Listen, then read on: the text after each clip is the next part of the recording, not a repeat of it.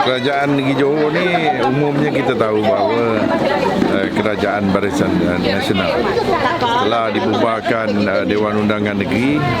Pastinya BN dia menyediakan satu pasukan yang mantap untuk dipilih pada 11 bulan ni, seterusnya untuk mentadbir negeri Johor pada masa hadapan. Di Parlimen Sempang Renggam ni kita ada 2 Don. Satu Don Macap diwakili oleh Ahmad Muhammad Menteri Besar, Don Layang-Layang oleh saudara Chua Jian Pun, N27. Semestinya ada sedikit kebimbangan dan keresahan di peringkat masyarakat itu sendiri, bila mana kerusi N27 ni yang dulu diwakili oleh UMNO, tapi kali ini diwakili oleh MCA.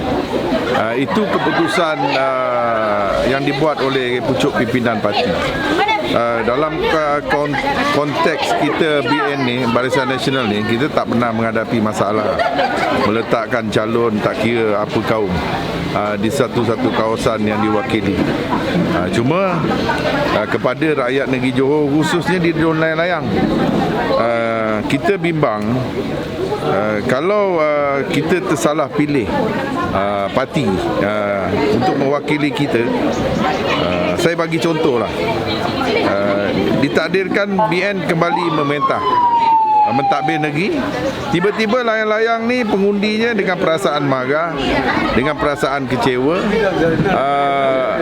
melakukan satu perkara, membuang undi kepada parti lain selain daripada Barisan Nasional.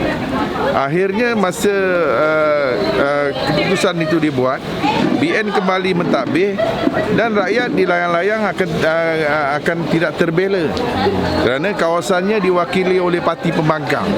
Dan semestinya calon tu juga dia akan bagi tahu, saya pembangkang, saya tak ada peruntukan.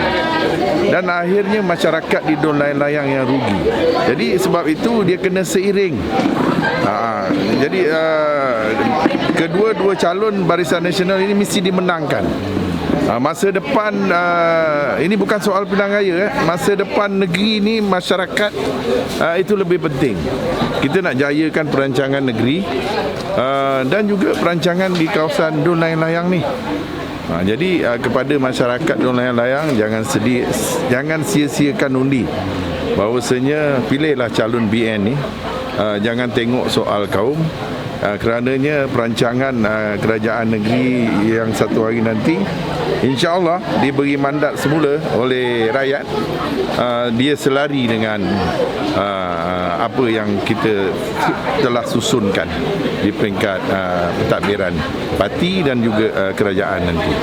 Insya-Allah kepada pengundi Don Layang-Layang, terus beri sokongan kepada saudara Chua, calon N03, N2703 Layang-Layang. Jadi semoga undi itu diberi tanpa beremosi, demi kepentingan masyarakat yang Layang-Layang pada masa hadapan. Terus melangkah